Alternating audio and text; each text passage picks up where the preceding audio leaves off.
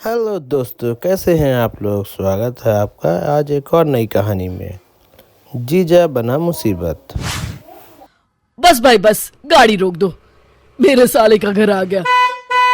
अरे दीदी, जीजाजी, आप लोग आ गए। कैसे हैं जीजाजी? अरे वो सब बाद में, पहले टैक्सी वाले के पैसे चुकता कर, इसे बहुत जल्दी है। हाँ हाँ जीजाजी, मैं अभी पैसे दे देता हूँ। टैक्सी वाले भैया, कितने पैसे हुए आपके? जी कुल मिलाकर 6,000 रुपये।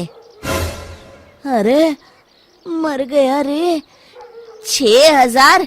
भाई, टैक्सी का किराया मांग रहे हो या हवाई जहाज का?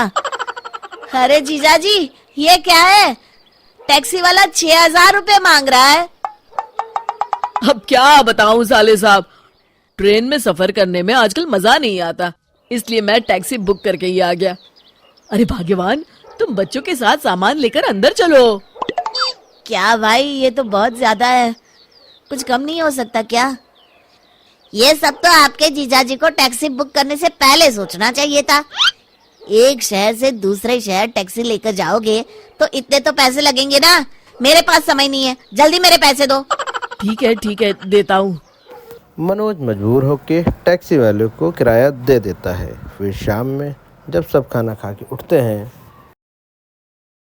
जीजाजी, ये आपका कमरा है। ओह, ये कमरा कुछ ठीक नहीं है। वो कमरा किसका है? वो मेरा कमरा है। हाँ, वो कमरा ठीक है। चलो बच्चों, हम वहां सोएंगे। अगली सुबह। अरे मालती, मेरी कार कहाँ चली गई? आपकी कार सुबह सुबह जीजाजी बाहर घूमने के लिए लेकर चले गए। अरे जीजाजी बिना बस में भी तो जा सकते थे, अब मैं ऑफिस कैसे जाऊंगा? तभी वहाँ मनोज की दीदी रेणुका आ जाती है। अच्छा, तो अब तू अपने जीजाजी को बस में भेजेगा? अरे तू खुद बस में क्यों नहीं चला जाता? अरे लेकिन दीदी।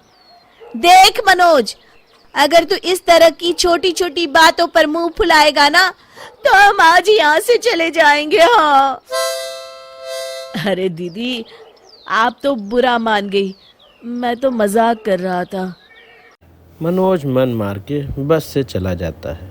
इसी तरह हर दिन उसके जीजा किसी न किसी बहाने से उससे गाड़ी लेके चले जाते थे। और दूसरी तरफ रेणुका और उसके बच्चे मालती से पूरा दिन कुछ न कुछ खाने को बनवाते रहते थे। अरे मालती, मेरा दोस्त बिल्लू आया है, आज इसके लिए बढ़िया बढ़िया खाना बनाना। जी जीजाजी। कुछ दिनों के बाद। हाय रे मेरे कंधे, मर गया रे। रोज रोज बस में लटक के ऑफिस जाना अब मेरे बस की बात नहीं है। दर्द के मारे मेरा पूरा शरीर टूट रहा है। मालती, जरा मेरे कंधे तो दबा दो। अरे सारा दिन रसोई घर में खड़े खड़े और घर की साफ सफाई करने के बाद तो मेरे हाथ पैरों ने जवाब दे दिया है। अब तो मुझसे एक मक्खी भी नहीं मारी जाएगी। इस तरह शाम तक दोनों लोग बेहाल हो जाते थे। एक दिन। अरे भाई मनोज, मेरी दुकान पर तुम्हारे जीजाजी के पूरे 10,000 रुपए की उधारी हो गई है। भाई, मैंने तो तुम्हारा मुंह देखकर उन्हें उधार दिया था। अब मेरे पैसे दे दो, मुझे बहुत जरूरी काम है। क्या? अरे मर गया रे, 10,000 की उधारी। फिर मनोज मन मारकर अपने जीजा जी की उधारी चुकता करता है। फिर एक दिन। मालती, अब तो हद हो गई। अगर जीजाजी यहाँ और कुछ दिन रुके तो हम सड़क पर आ जाएंगे। आप सही कहते हैं जी, ये लोग इतनी आसानी से यहाँ से जाने वाले नहीं हैं। हमें दूसरा रास्ता अपनाना पड़ेगा। अगले दिन। जीजाजी, आज आप घर पर ही हैं? ये लीजिए मेरी कार की चाबी। जाइए जाइए, बच्चों को लेकर कहीं घूम आइए। अरे आज तो कमाल हो गया, ये खुद कार की चाबी मुझे दे रहा है। गजोदर कार लेकर चला जाता है, लेकिन थोड़ी ही दूर जाने के बाद कार बंद पड़ जाती है। अरे ये क्या हो गया इस कार को? ये तो पूरा सुनसान इलाका है, यहाँ तो दूर दूर तक कोई नजर नहीं आ रहा। अरे मर गया, अब क्या करूं? फिर गजोदर किसी तरह घर पहुंचता है। मनोज, ये तुम्हारी कार की चाबी। आज के बाद मैं इसे हाथ नहीं लगाऊंगा। हाँ अगली सुबह हाँ भाई मनोज, मालती कहाँ है? अभी तक नाश्ता नहीं लाई। अरे जीजा जी, कल रात मालती गिर गई थी, तब से मालती को कुछ भी दिखाई नहीं दे रहा। मैंने डॉक्टर भी बुलाया है।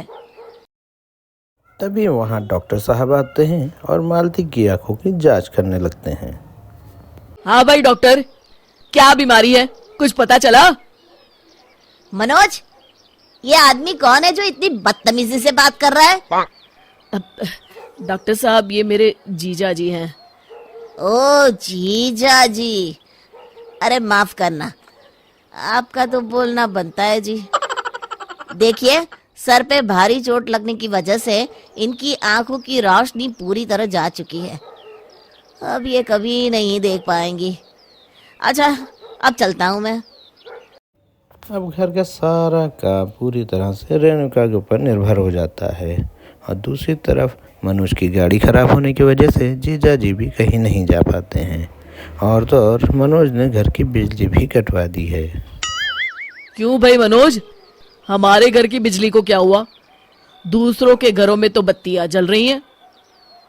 जीजा जी, वो मैंने कई महीनों से बिजली का बिल नहीं भरा है ना। अरे तो जाकर पहले बिजली का बिल भरो।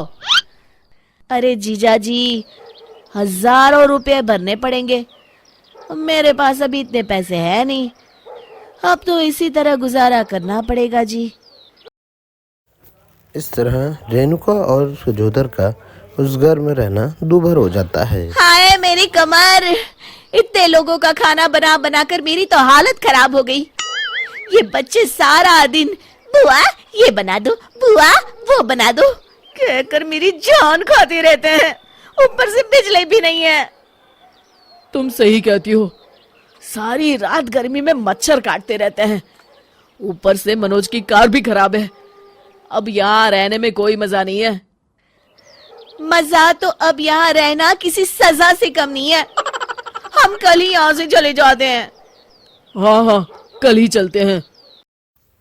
अगले दिन मनोज की दीदी और जीजा जी घर छोड़ के चले जाते हैं।